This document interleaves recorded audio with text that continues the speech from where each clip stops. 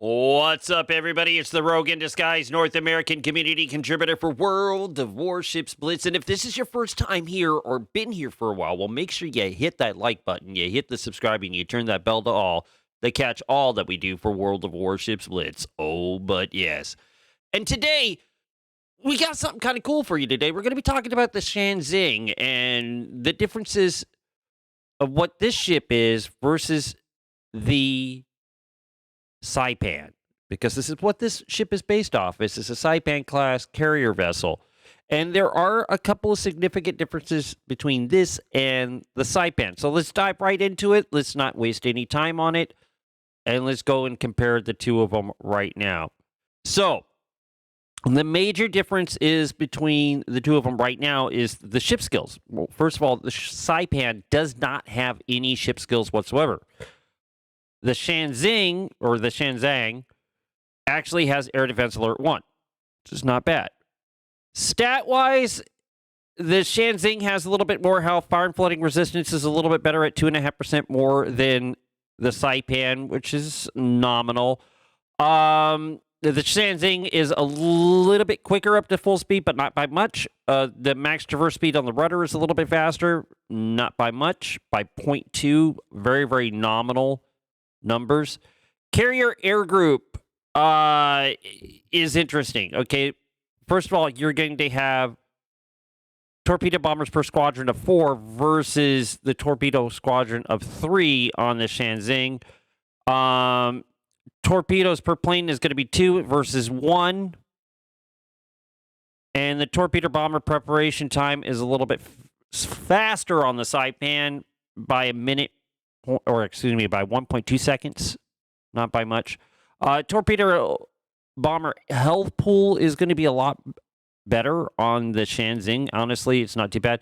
Aircraft torpedo speed, 56.96. It's a little bit faster on the Saipan. The aircraft torpedo chance of flooding is at 15 versus 11 on the SanZang. Other than that, you got the fighter health pool, which is a little bit different. You get more fighters on the SanZang versus the 15 that you get on the Saipan. Still the same number of squadrons under control, fighters per squadron, all that good jazz.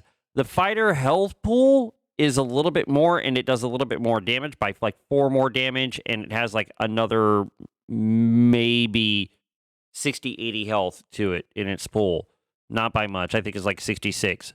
All it has is small caliber AA damage for its anti-aircraft armament, and the anti-aircraft armament is like by 40. 1.5 kilometers on the small caliber AA. Surface detection is exactly the same. As far as that is concerned, there's really no big difference at all. If you look at the Saipan's historical camouflage, ship hit points, fighter damage, torpedo damage, and surface detection, XP and silver bonuses. And then when you go over to the SanZang, the historical camouflage is going to be ship hit points, fighter damage, aircraft torpedo damage, and surface detection. Exactly the same camouflage.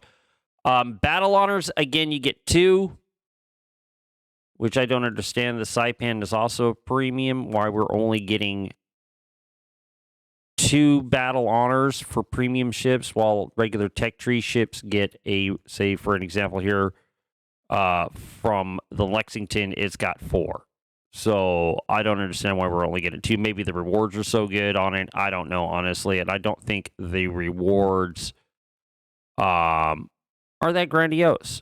I mean, a couple of titanium here for the Saipan, and then on the SanZang, as far as the battle honors, again, you get 4 titanium, a couple of super boosters, and some in-game credit.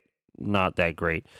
The only real advantage to this one is it has Air Defense Alert 1. It's still a Saipan class, so it has no guns to defend itself when a destroyer comes rolling up on it. So that's kind of a downside for it.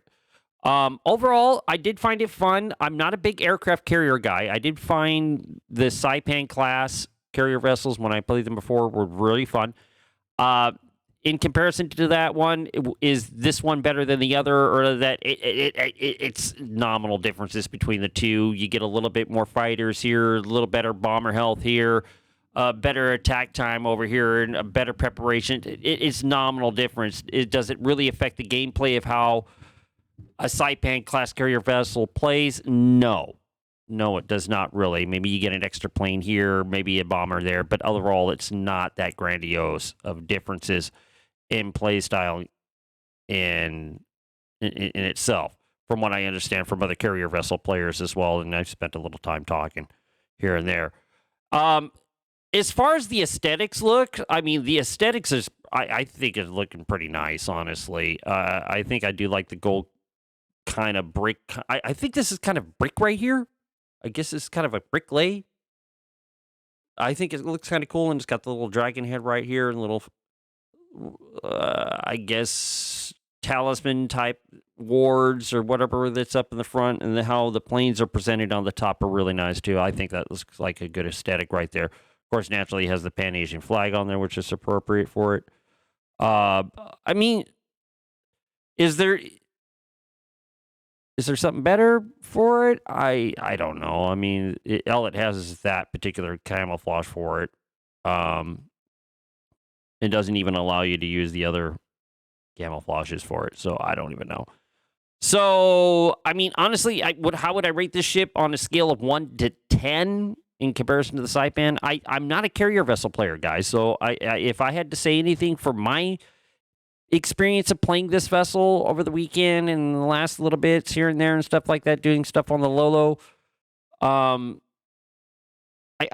found it to be just the same as a Saipan. It really is. On a scale of 1 to 10, again, I am not a carrier vessel player in any way, shape, or form. I do know how to play them, and am I good at them? No. Are there better players? Yes. There are extremely better carrier vessel players than I am.